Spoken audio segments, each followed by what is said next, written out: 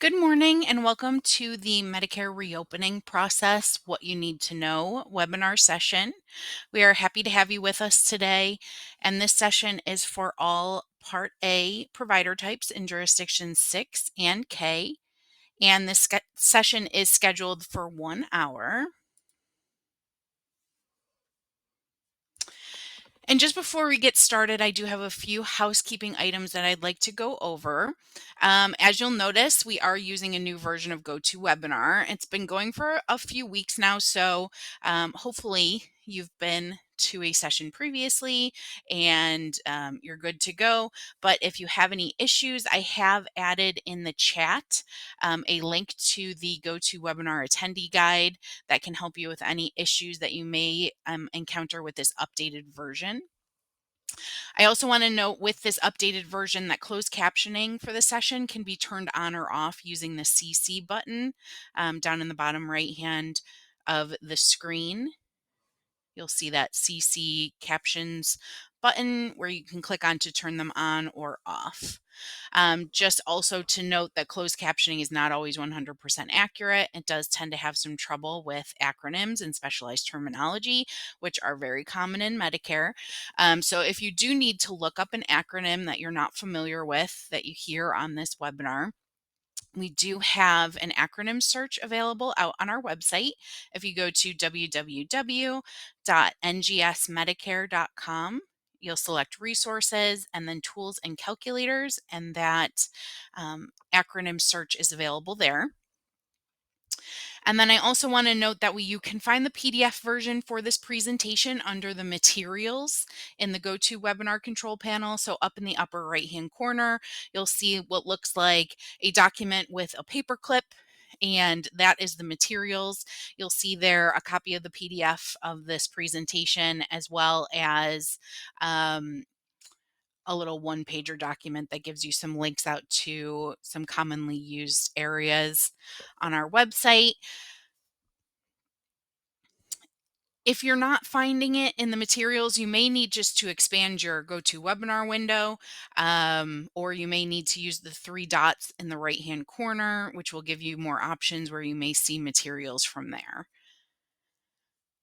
If for any reason you can't find it at all in the GoToWebinar, you can go out to the events page on our website where you likely registered for this session, and there will be a PDF available for you there. If you search for it after the session is complete, you'll want to make sure that you select past events, and then you'll still be able to see the PDF there with the past event after it's completed. All right, so you're now seeing our standard disclaimer, and this just states that although every effort has been made to ensure the information in this presentation is accurate at the time of publication, the Medicare program changes often, and providers must proactively stay compliant with all Medicare rules and regulations. This slide does include a link to the CMS website, which will provide you direct access to valuable resources and updates. And keeping up with those updates can ensure compliance and optimize your participation with the Medicare program. Attendees are not permitted to record any of our educational events in any manner. So this does include the use of AI assistant recording tools. And this policy is just to ensure that you're always accessing the most current and accurate information available. The objective for today's session is for attendees to to successfully navigate the Medicare reopenings process and to be able to locate helpful resources and additional information. My name is Jessica Nickerson, and I will be presenting today's session. I'm a provider outreach and education consultant, and I do have some other members of the provider outreach and education team available in the background, so you may see their names in the questions.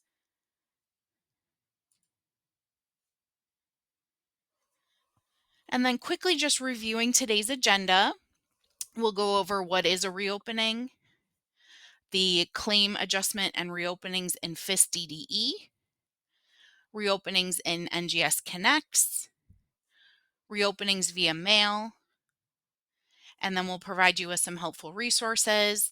And then any time available at the end of today's session will be used for questions that you have on the material that has been covered.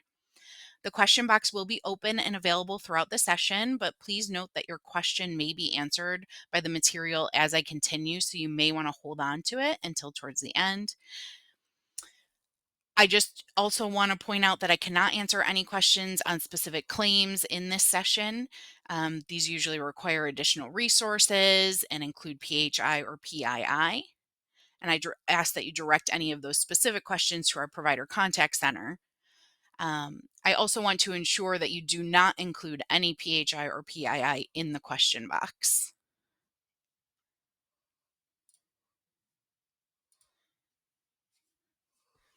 All right, so we're going to start out with talking about what is a reopening. So, a reopening, which is also sometimes referred to as a clerical error reopening, is a request to reopen a claim to correct or change our initial determination due to minor clerical errors. So, reopenings are separate and distinct from the appeals process. This is not the same thing as an appeal. A reopening is handled by your Medicare administrative contractor or us here, WellPoint Federal, and it occur at our discretion. So if we decide that we're not going to reopen a claim, that decision is not appealable. However, you may still request an appeal on that initial determination as long as you're within the timely filing limit for appeals, which is 120 days from the initial determination date. So I did just mention that a reopening is outside of the appeals process.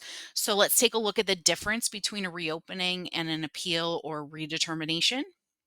So, a reopening is a correction made to the claim due to human or mechanical error. So, this means that you build something incorrectly on the claim and you need to fix it. So, for example, you listed a HCPC as 94075 and it should have been 90475. Or you listed the wrong diagnosis code on a claim and you need to correct it. A redetermination or an appeal is a request to review a claim as it was originally submitted because you disagree with the determination. So, this does not mean that you build something wrong or it needs a correction. This means that you built it as intended, and you do not agree with the decision that was made on that claim. So, a redetermination often requires review of medical records to address more complex issues.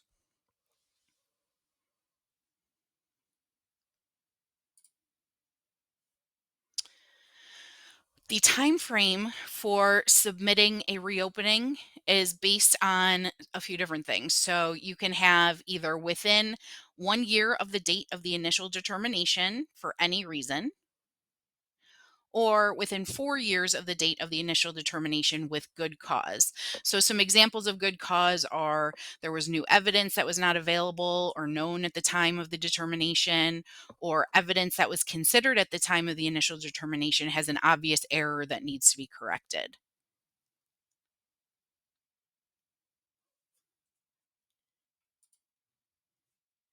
So, some examples of valid reasons for reopening include mathematical or computational errors, transposed codes, inaccurate data entry, as I mentioned previously, an incorrect modifier, a wrong diagnosis code, something that needs to be fixed, computer errors, or incorrect data items. Maybe you build under the wrong PTAN or you have the wrong date of service indicated.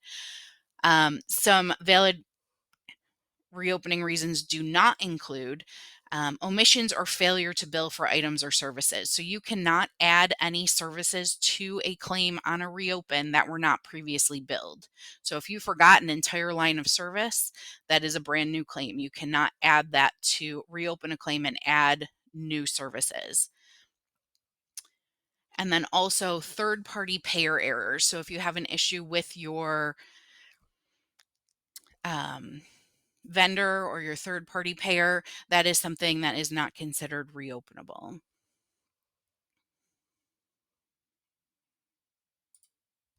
So, the first way, and the way that we encourage providers to handle adjustments or reopenings, is using FIS DDE.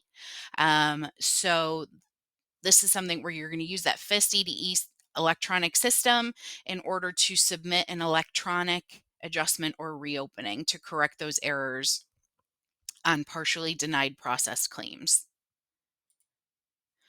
So, the more common form of electronic adjustments or reopenings for claims is those due to automated local coverage determination or LCD or national coverage determination NCD edits. So, these claims can be adjusted so that you can add or change the diagnosis codes. And these are referred to as LN adjustments, as the adjustment reason code used is LN. So you'd note that you cannot use an LN adjustment process to add charges or change HIC picks on denied lines. It can only be used to add or change diagnosis codes.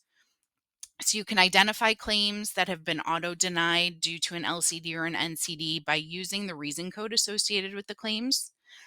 So, for example, auto denial reason codes include 55A00, 55A01, 52 NCD, 53 NCD, 54 NCD, and then that full span of 59 XXX series of denial codes. In order to submit an LN adjustment, the following should be present on your claim. So the adjustment type of bill is either going to be XX7, so that's within the claim timely filing limit or 1 year from the claim date of service, or XXQ, which is a claim reopening outside of that claim timely filing limit, so up to 4 years after that timely filing limit of 1 year from the date of service. The adjustment reason code is going to be LN. The adjustment condition code will be D9. And then you'll want to add or change the diagnosis code to justify the services as indicated in that LCD or NCD policy.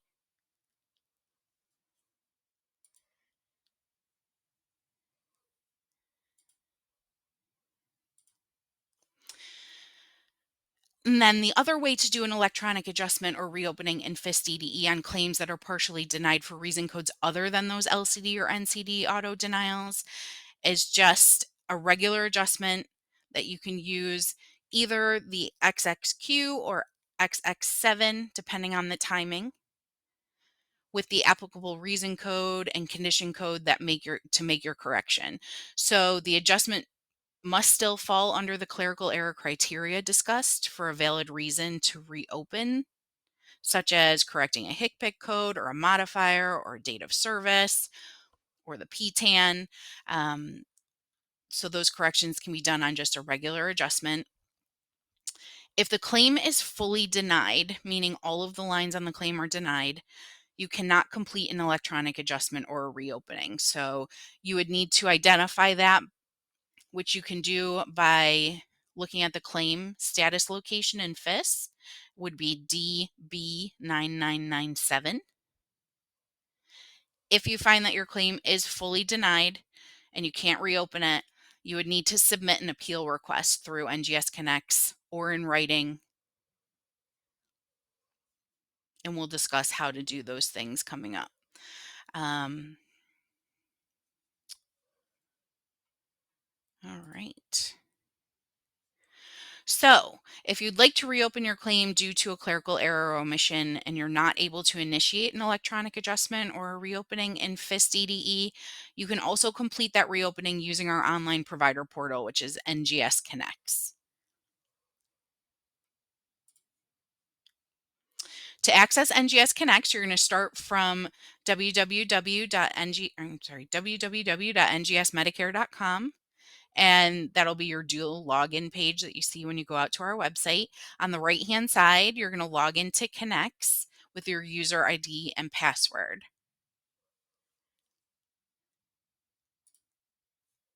Once logged in, everything starts from the NGS Connects homepage. So you're going to initiate the clerical error reopening by selecting appeals. I know that seems incorrect based on what I just told you about how the reopening is separate from the appeals process, but it's all clumped together in the NGS Connect system. So you will start from the appeals header. You're then going to hit select next to the provider that you would like to reopen a claim for.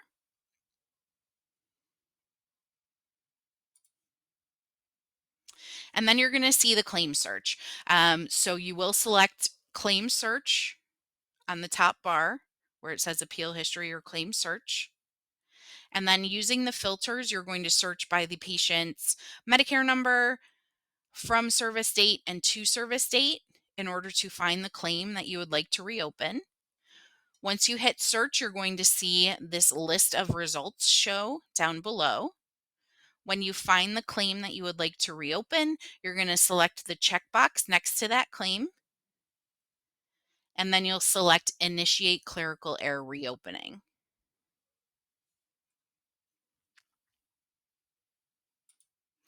Once you've selected that Initiate Clerical Error Reopening, you're going to see this initial reopening details page. And this is going to be auto-populated with the provider and claim information that you've already selected. And you'll need to complete some of the following required fields. So you're going to need the requester's full name, the requester's phone number, and then I do not agree with this claim determination for the following reasons. If you do have additional information Medicare should consider, you can complete that box as well. And then, if applicable, you can make claim level changes to the following: the diagnosis codes 1 through 8, and the patient discharge status. So once you've completed all of the applicable fields on the reopening details screen, you're going to hit next.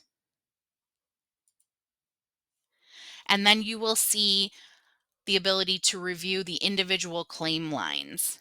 So if there's a claim line that you would like to make a change to, the modifier, the procedure code, the charges, the date of service, that you would want to go to the 3 dots on the left-hand side of the line.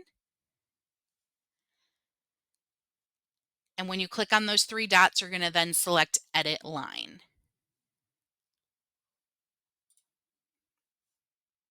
So now that's going to open up your claim line detail information, and you can edit any of the following fields. You can edit the service date, the revenue code, the procedure code, modifiers 1 or 2, the total units, and the total charges.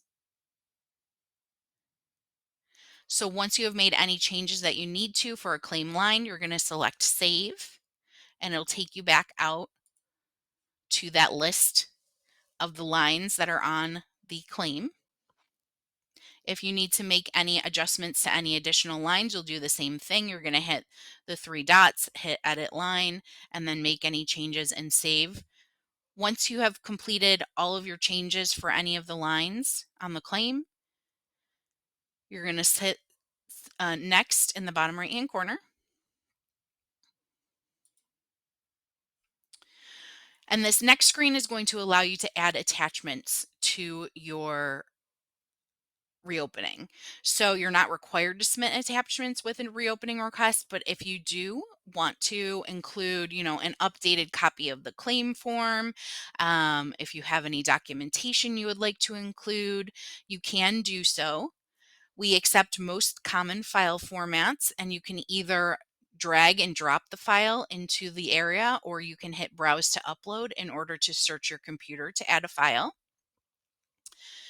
The attachment sizes are limited to 100 megabytes or less.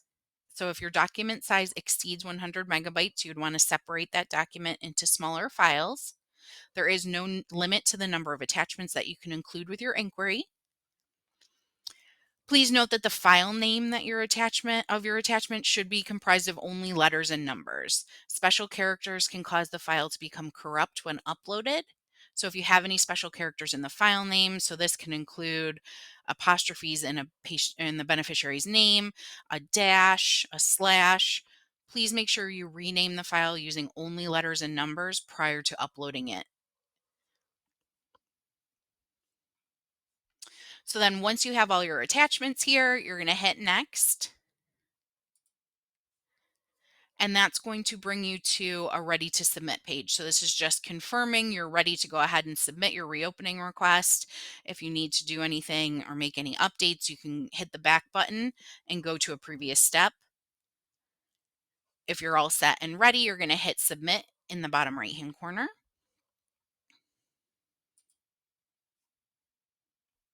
And then you're going to see a message displayed that your reopening request has successfully been submitted. You will also receive an email um, that looks like this to the email address associated with your user profile that submitted the reopening. So it'll just say WellPoint Federal has received your reopening submission for NPI on this date for this claim number. And it'll let you know you can check back on status beginning within 5 business days, but to allow 60 days for a final determination.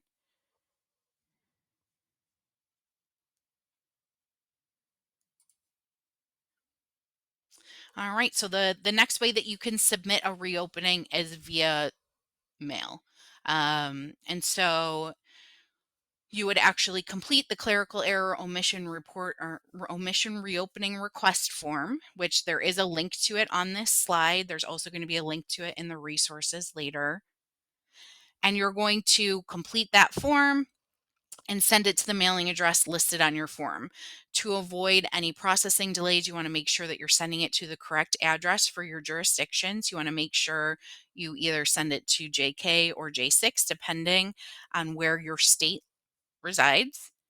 If you're unsure if you're JK or J6, when you go out to the website and you go to ngsmedicare.com and you put in your line of business, so Part A, and your state, and go into the website, in the upper right hand corner, it will indicate for you if you're JK or J6.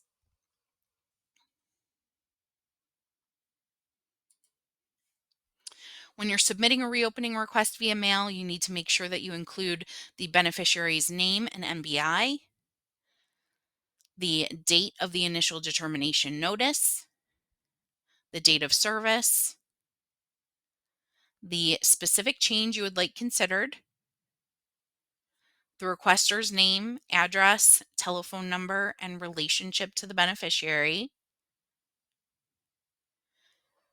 the provider's NPI, PTAN, and tax ID, and then the requester's signature and date, which is very important. If it's missing the signature or the date, it will not be processed. And then, if necessary, any documentation you would like considered.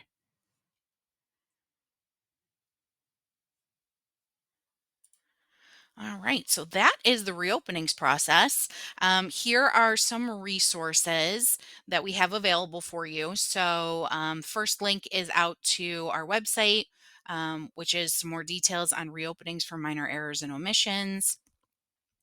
Second one is also on our website, which is more detailed information on submitting an adjustment to correct claims partially denied by automated LCD or NCD denial, so that LN adjustment process. The next one is how to adjust a claim, which is the regular adjustment process in FIS-DDE. And then the next one is a link out to the NGS Connects user guide, which is going to take you step by step through that reopening process. And then the next one is just the CMS Internet Only Manual for reopenings and revisions of claim determinations and decisions. And then that last link is a copy of the Medicare Part A clerical error omission reopening request form. And then we just have some more resources available for you, link to our website as well as the NGS Connects login, a link to our IVR system information, and then a link to sign up for email updates. We definitely suggest that if you're not already, that you sign up for email updates. This is going to give you up-to-date information when there's changes out on the website, if there are any issues that are going on, production alerts, information about upcoming educational events that you can sign up for. All sorts of information is going to be available in those email updates. We definitely suggest that you sign up for them. And then also our on-demand education information. So we do have a YouTube channel with videos available. Oftentimes these webinars will be set up with a replay out on YouTube as well. So you can always take a look if you need to, if you want to look back on the recording. That usually is available I know that for my webinars, I definitely like to put them out on YouTube until this session will be offered again. So you'd probably see it within a week or so after the webinar went live if we're going to make it available out on YouTube. And then also we have our Medicare University, which is self-paced, computer-based training courses. And that's going to cover a wide variety of topics within Medicare. Definitely suggest that you check those out depending on your learning style. And then Medicare University is also where you're going to go in order to get your credits for coming to a webinar if you're needing credits for continuing education